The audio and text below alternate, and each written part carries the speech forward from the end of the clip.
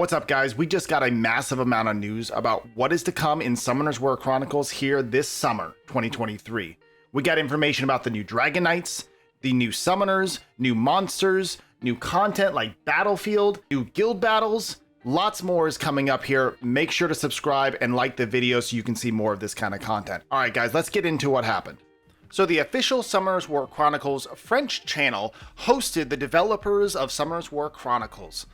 In this interview, they covered a lot of different topics. I'm not a French speaker myself, so I'll let the French YouTubers let you know exactly the content, but we were able to get a really good gist of what was coming to Summoners War Chronicles this summer. Now, this is particularly for the global servers, not necessarily for the North American servers. I would imagine most of this content will get dropped in a timely manner for the North American server as well, but for all of you global players, you can rejoice. A lot of great content is coming. First of all, they talked about the brand new Dragon Knight monster that will be available to summon, most likely towards the end or after summertime. The Dragon Knight monster is a staple OG monster in the Summoners War IP.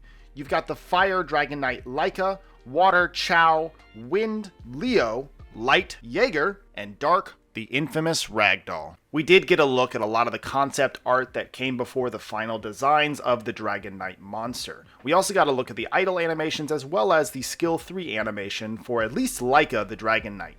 Now, we already know about the new summoner coming to Summoners War Chronicles, Soletta. Soletta is going to be an archer class summoner, which is going to be similar to Orbia in that she will be a ranged DPS summoner. Now, we already knew that Soletta was coming, she's already in the game in the Katana continent, but it was cool to see the concept art and the different design work that they had leading up into the final design of Soletta.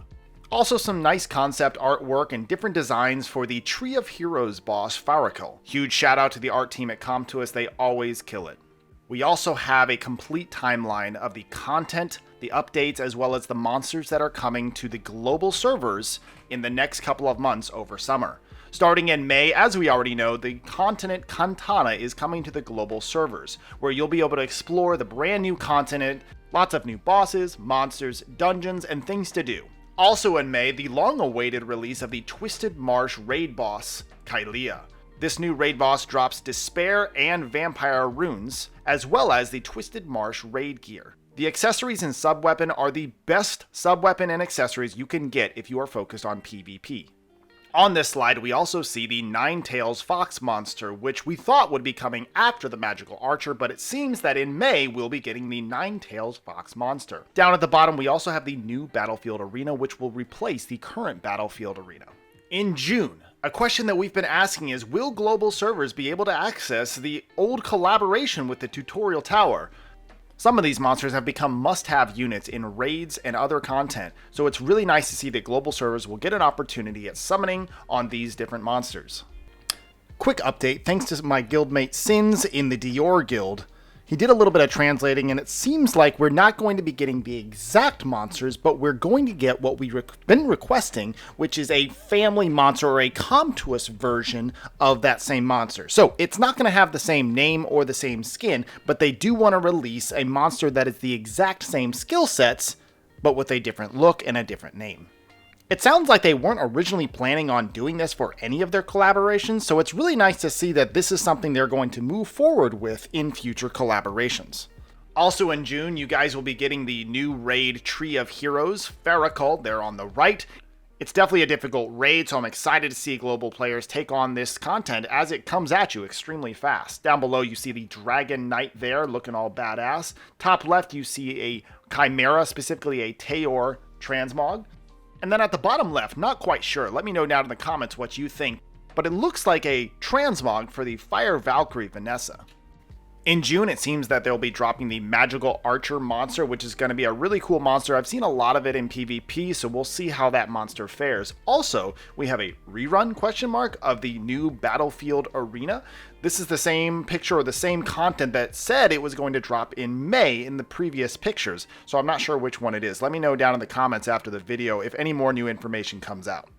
Lastly, in June, we have a massive update to content for guilds. Similar to the guild battles or siege battles in Sky Arena, You will have 3 different guilds fighting over the different castles that are placed along the map. Each one of these castles or bases will have a defense or several defenses combined with other members of your guild to best defend that castle. Essentially, the more points or the more castles that you hold towards the end of the match, your guild is going to win. This is going to be some really fun content for the guilds, and I'm really excited to do this along with my guild.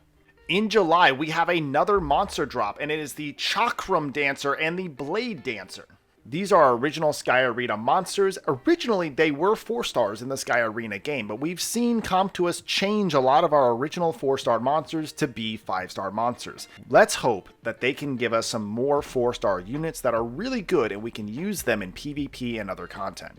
On the right, it seems like that's just a transmog for the Dark Hell Lady. Thanks again to Sins and Dior Guild. It looks like the Chakram and the Blade Dancers will have a similar syncing effect as we have in the original Sky Arena game, where they are much better when used together. Finally, in August, it appears that global servers will be getting the new summoner Soletta. This is exciting, but it is extremely difficult to build a new summoner when you've already been working and putting all of your resources into a single main summoner. Here's to hoping that they're going to allow us to get more materials, more crafting materials, and just overall make it more accessible to build other summoners, so that way we can play with different summoners in different styles of content throughout the game. They did confirm that the One Punch Man collab was gated by the Elite Scrolls, by the One Punch Man IP holders. They would have needed to renegotiate the contract, and that just wasn't possible. At the end of the One Punch Man collaboration, we will be getting a Blessing Summon event where the blessings will be 100% for 2 to 3 weeks. Let me know down in the comments section, what are you most excited for this summer with Summoners War Chronicles? If you like this video, let me know by hitting that like button. And if you want to see more, as well as lots of live streamed PvP content, make sure to hit that subscribe button. As always, guys, thank you for watching. I'm Topher Smurf telling you to keep on gaming.